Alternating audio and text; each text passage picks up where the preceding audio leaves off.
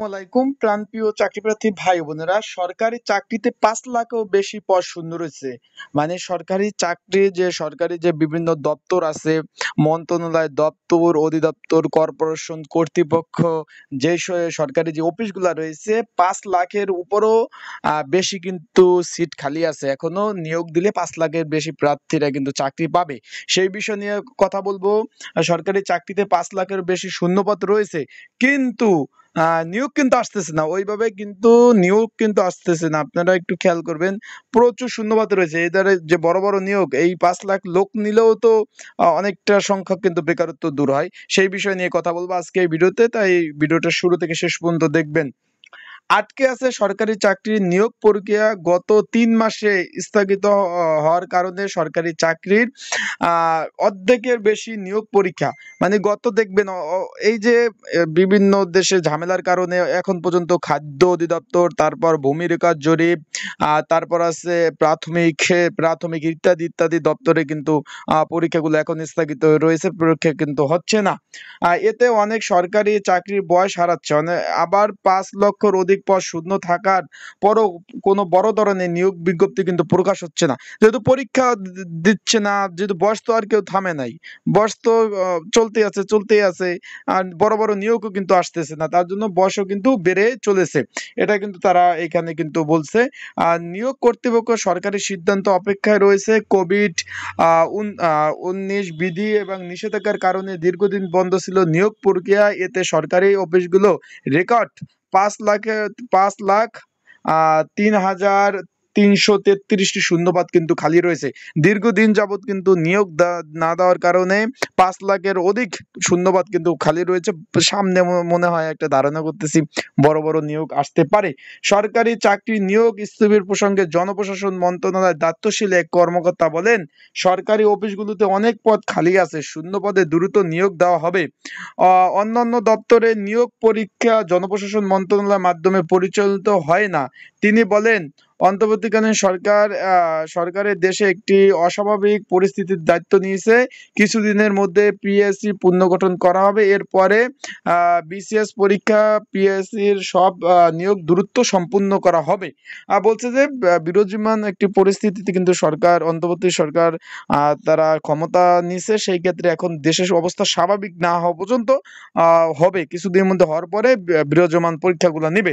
জনপ্রশাসন মন্ত্রণালয়ের সর্বশেষ বেসামরিক কর্মকর্তা ও কর্মচারী পরিসংখ্যান অনুযায়ী ২০২২ খ্রিস্টাব্দে মন্ত্রণালয় ও অন্যান্য সরকারি অফিসে শূন্যপদের সংখ্যা বেড়েছে।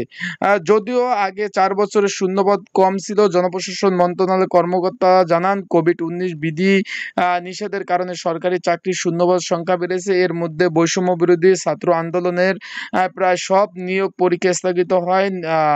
নিয়ম অনুযায়ী বিজ্ঞপ্তি প্রকাশ হয়নি। সাবেক সচিব এ.কে.এম আব্দুল আউয়াল মজুমদার বলেন, নতুন সরকার আসার পর থেকে নিয়োগ পরীক্ষা সেভাবে চালু করা হয়নি। তবে সরকার একটি নির্দেশনা এলে প্রতিষ্ঠানগুলো নিয়োগ পরীক্ষা সহজে শুরু করতে পারবে। এতে নিয়োগ জট কমবে। পিএসসি চেয়ারম্যান সোহরাব হোসেন বলেন, সার্বিক দিক বিবেচনা করে পরীক্ষা স্থগিত করা আছে। এছাড়াও পিএসসি নিজে থেকে পরীক্ষাগুলো শুরুর আগে সরকারের সিদ্ধান্তে অপেক্ষায় রয়েছে। স্থানীয় সরকার প্রকৌশলী অধিদপ্তরে উপসহকারী প্রকৌশলী ৬৫৬টি পদে ২০২৩ খ্রিস্টাব্দে ২৬ জুলাই নিয়োগ বিজ্ঞপ্তি প্রকাশ করে পিএসসি। বিজ্ঞপ্তি প্রকাশের ১ বছর ৩ মাস পরও কোনো পরীক্ষা হয়নি। কলকারখানা ও প্রতিষ্ঠান পরিদর্শক অধিদপ্তরের শ্রম পরিদর্শক সেফটি ৪১টি শূন্য পদে নিয়োগ বিজ্ঞপ্তি প্রকাশ হয় ২০১৯ সালে, কিন্তু নিয়োগ পরীক্ষা হয়নি। এরপর ২০২৩ সালে ২৬ জুলাই আবার নিয়োগ বিজ্ঞপ্তি প্রকাশ করে পিএসসি। এরপরও কিন্তু নিয়োগ পরীক্ষা হয়নি। বাংলাদেশের রেলওয়ের সহকারী প্রকৌশলী ৫১৬টি পদে নিয়োগ বিজ্ঞপ্তি প্রকাশ হয় ২০১৯ সালে ৯ ডিসেম্বর। সেই পরীক্ষা সম্পূর্ণ না হওয়ার পুনরায় নিয়োগ বিজ্ঞপ্তি প্রকাশ হয় ২০২৩ খ্রিস্টাব্দে ৬ ফেব্রুয়ারি। গত ৫ জুলাই রেলওয়ের উপসহকারী প্রকৌশলী নিয়োগ পরীক্ষা অনুষ্ঠিত হয়, কিন্তু এই পরীক্ষায় প্রশ্ন ফাঁসে অভিযোগে পিএসসির সাবেক বর্তমান কর্মকর্তা সহ ১৭ জন গ্রেপ্তার করেছে সিআইডি। এছাড়াও গণপূর্ত, সড়ক ও জনপথ শিক্ষা অধিদপ্তরের জনস্বাস্থ্য এবং প্রকৌশলী অধিদপ্তরের অনেক প্রতিষ্ঠান থেকে কয়েক হাজার শূন্যপদ পদে নিয়োগ চাহিদা দেওয়া হয়েছে। বিজ্ঞপ্তি প্রকাশ বিলম্ব করছে পিএসসি।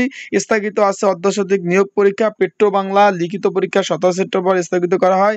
পেট্রোবাংলা এবং এর অধীনস্থ কোম্পানি কেন্দ্রীয়ভাবে সরাসরি 9 ক্যাটাগরি পদে 20 এবং 27 সেপ্টেম্বর পরীক্ষা অনুষ্ঠিত হওয়ার কথা ছিল।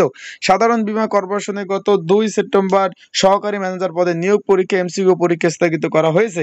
এইভাবে স্বাস্থ্য, শিক্ষা, পরিবার কল্যাণ বিভাগের 7 মুদ্রাক্ষী কাম কম্পিউটার অপারেটর 19 জুলাই লিখিত পরীক্ষা এবং শ্রম অধিদপ্তরে 18 জুলাই আপনার বিভিন্ন পদের মৌখিক পরীক্ষা।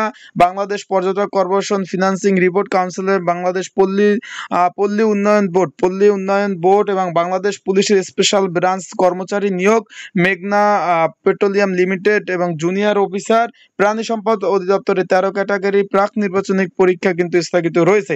এখন তারা একটা জিনিস বলছে, কিন্তু খুব শীঘ্রই পরীক্ষা হবে। সরকার যদি একটা নির্দেশনা দেয়, খুব তাড়াতাড়ি কিন্তু পরীক্ষাগুলো হয়ে যাবে। এবং যে যে প্রেক্ষিতে দেখছেন যে আগামী 4 তারিখ কিন্তু বিভিন্ন দপ্তরের পরীক্ষা কিন্তু হবে, অলরেডি কিন্তু জানতে পারছেন।